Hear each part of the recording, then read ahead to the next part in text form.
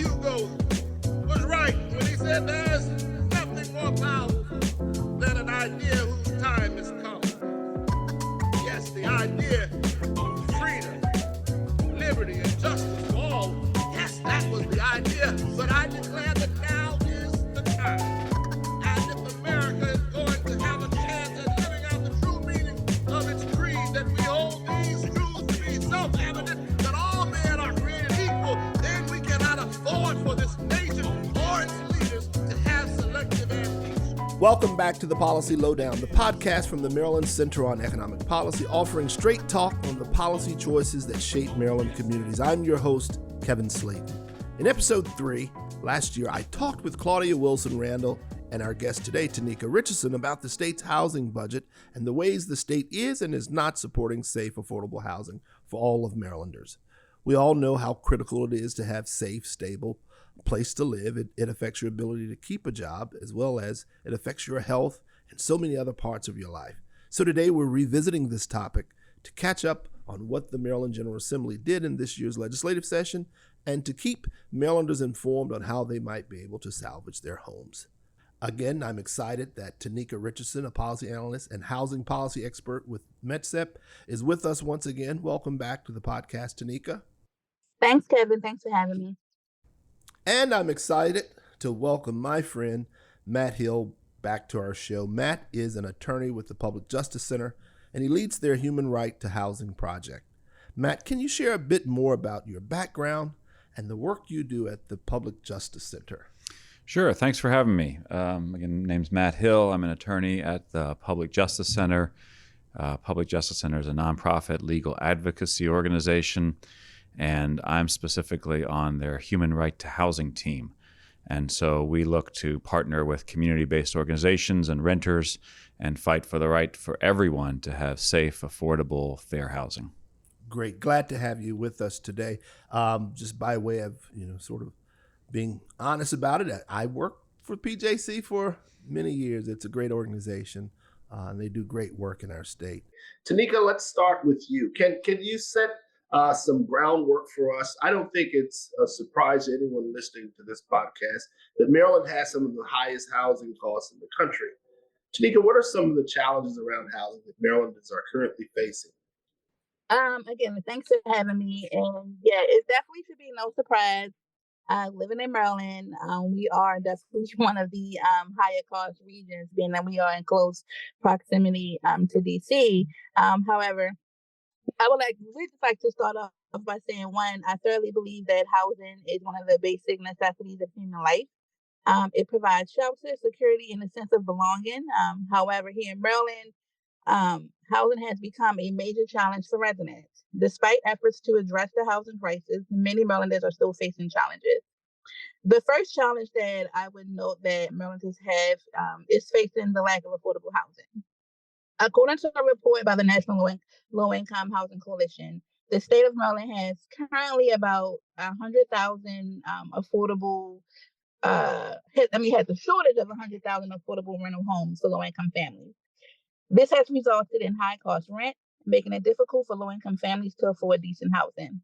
The shortage of affordable housing is also affecting middle-income families who are struggling to find affordable housing within their budget.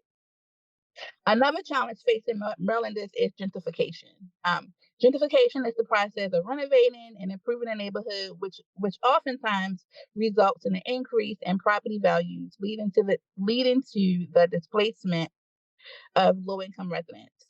In Maryland, gentrification has been occurring in many neighborhoods, especially down in Baltimore, resulting in displacement of low-income residents. This has also helped to lead to a reduction in the affordable housing and an increase in homelessness.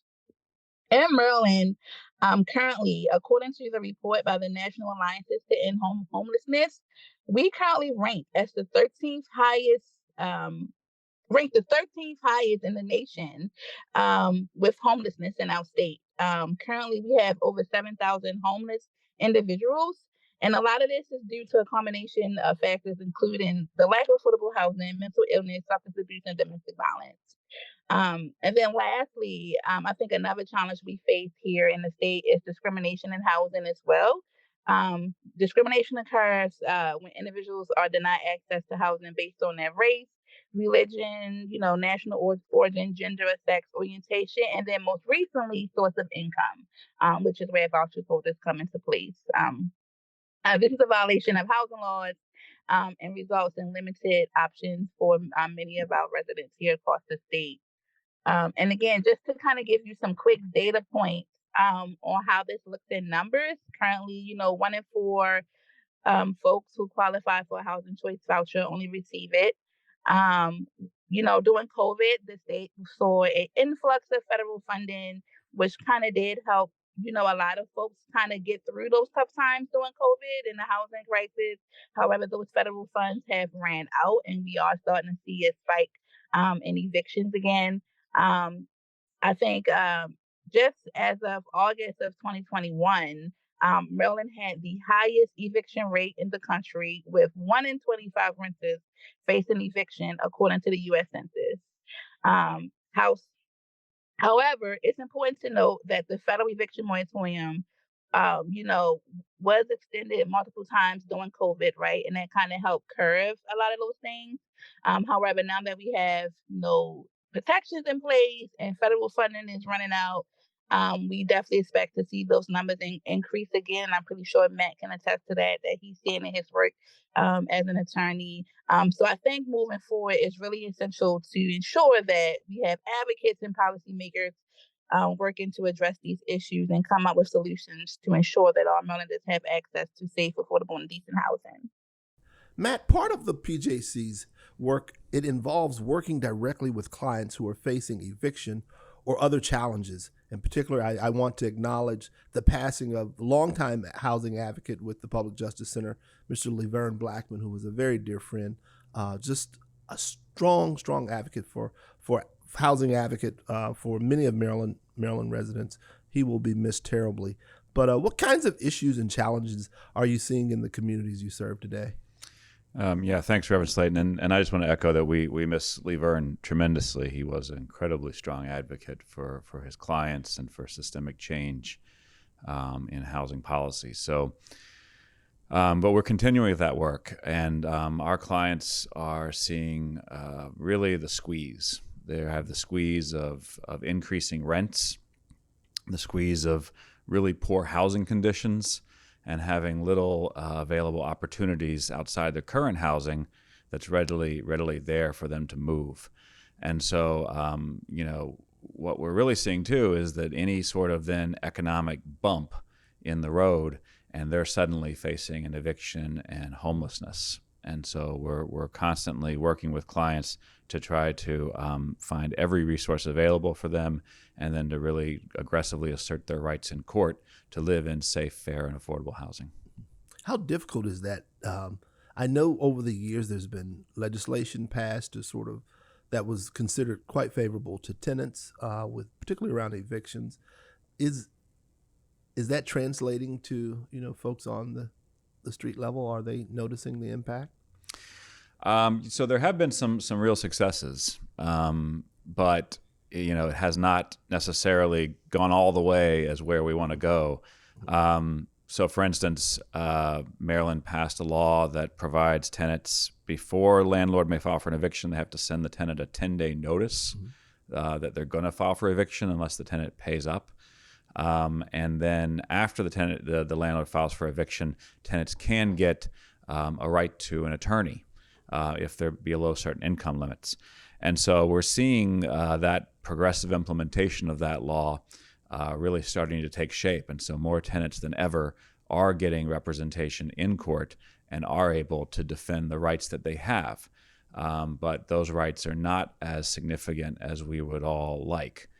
So, for instance, landlords can still non-renew a lease for virtually any reason, unlike other places where you have something called just cause eviction, where landlords have to give a good reason to non-renew a lease.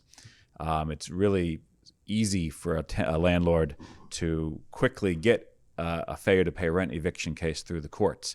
In other jurisdictions, it's a lot harder, and so landlords have less of an incentive to go straight to eviction court.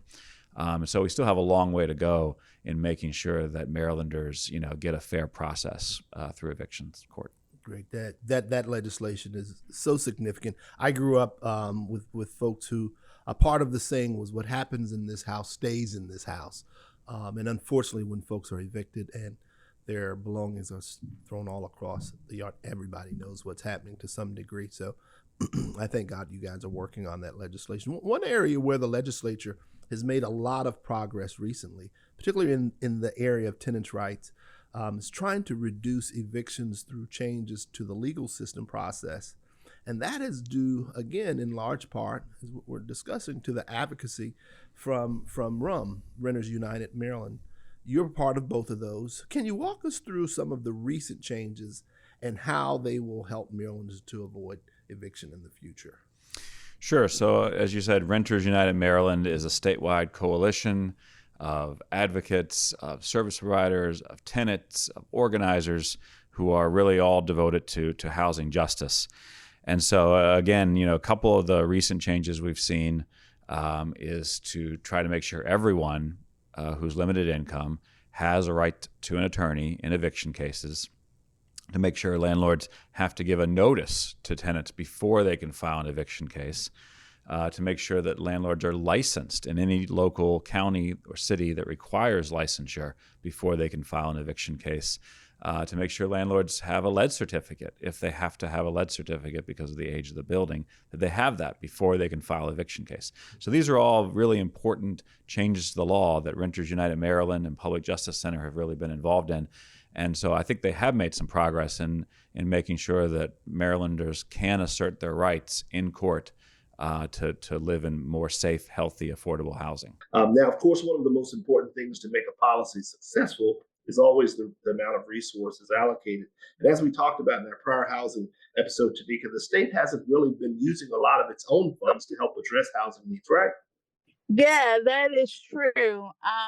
So I think in the height of the pandemic, probably like most states, were kind of, contributing. However, it still wasn't enough. Like a lot of locals, jurisdictions was having to use their own funds to not only supplement state funds, but federal funds as well, to make sure, they kept the infrastructure going and keeping folks folks housed. However, but the bulk of the money was coming from federal dollars.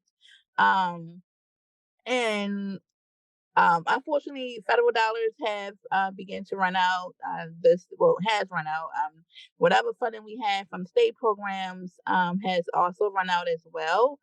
However, we are seeing, some partnership with some private developers and, trying to come up with some private options to help keep folks housed.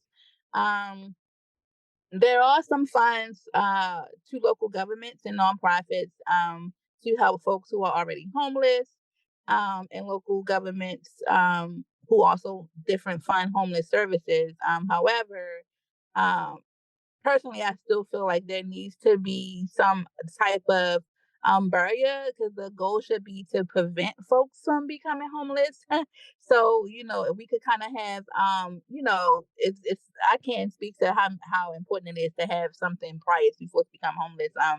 Just speaking to folks and being on, different calls and different committees and hearing how some folks are still waiting or still have applications that have been pending for almost 9 months to a year and who still are waiting for funding because there isn't any. And, they have court dates coming up now that the state has opened back up. So I think we definitely need to catch folks before they get to the homeless stage. I think, not off like I'm rambling on, but I think that with COVID, I think what we found out is when I think it definitely kind of highlighted our weaknesses as a state, and then what we've seen is that has been proven is that having a fund, having a safety net on the state level, even on a local level, to keep folks from being evicted has been successful, because we have seen those eviction numbers drop, right? So that means that the program was doing its job. And I know that folks want to get past COVID, get past the pandemic. However, I think, myself and other housing advocates would agree that it's something that we should definitely continue on forward. Not just because it's the right thing to do, but, any event of, another crisis or something happens like this again, we will already have that infrastructure in place. And it's not like we're scrambling around trying to recreate all these different things again. Outstanding. Taneeka mentioned the impact of federal emergency rental assistance funds that was a part of the relief package during the pandemic. But the reality is it's run its course, it's run out. So I know a lot of folks were asking the governor and the legislature to continue funding emergency rental assistance. Can you share a bit more about the need for this specific type of funding and what happened with that request this year? Yes, so that's exactly right. I mean, the federal government had given, because of the pandemic, the states an enormous amount of money to spend on emergency rental assistance. Maryland had $800 million, which was sorely needed because people were out of work. They didn't have income. And so this was what really stopped a massive wave of evictions during the pandemic. But as you said, that money's run out. And so we banded together with 50 other organizations, 5 county executives, and we said to the governor, to the administration, to the legislature, this is a really important support for anyone who's hit a financial speed bump, right? Just because you lose your job or your wages get reduced for a month or you have a medical emergency, right? Folks are living so close to the edge that those little speed bumps can push them over. And then suddenly they're facing an eviction because they don't have, some sort of savings. They haven't been able to build up the kind of savings that they need. And that's where emergency rental assistance or eviction prevention funding comes in. It provides you that 1, 2, 3 months of rental assistance that you need to get over that speed bump, and because that speed bump should never result in someone becoming homeless. So that was our ask to the governor, to the General Assembly, because we, again, through the pandemic, we found out how important that assistance is.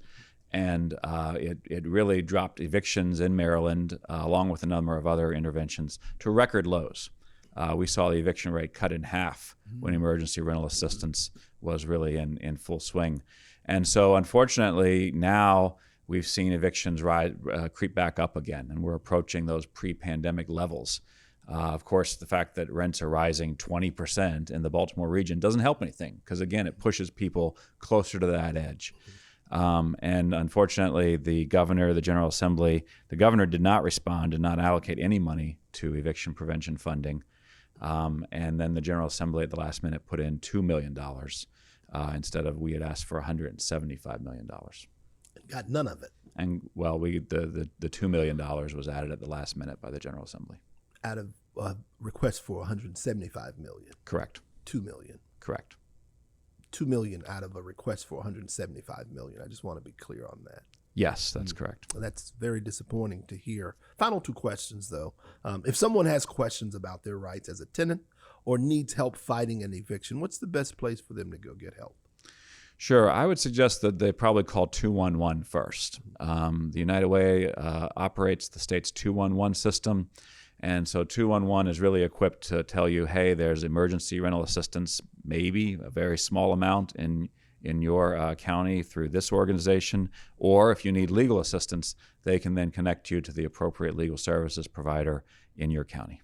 And if folks want to get involved in advocating for housing assistance or other legal protections, what's the best way for them to support such campaigns?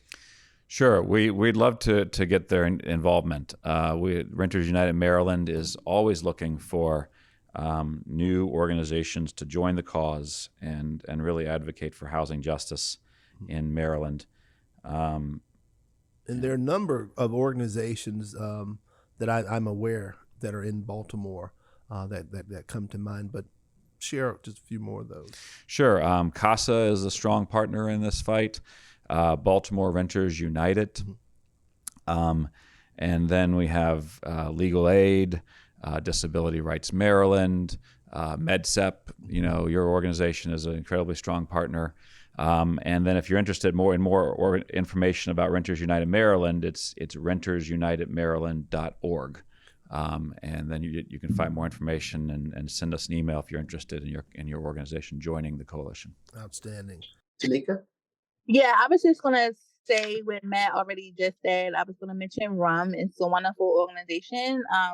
particularly if you are listening to us from either the Western or Eastern Shore. We would love to have some more folks down that end as well. And it's also as Baltimore Renters United. And I think we have a couple of other local counties who also have different renters coalitions themselves. But again, like Matt said, you'll be able to find all that information on the RUM website. I want to thank Taneeka and Matt, both of you, for joining us. You can find podcast archives and resources from this episode at mdeconomy.org/policy-lowdown. And while you're there, you can sign up for our email list or support the Policy Lowdown by making a donation to the Maryland Center on Economic Policy. You can also find the Maryland Center on Economic Policy at MD Economy on Twitter and Instagram, and MD Economic Policy on Facebook. Thank you for joining us. See you next time. Those that would stand up, call our nation back toward justice and righteousness, are often bashed or labeled as socialist and unpatriotic.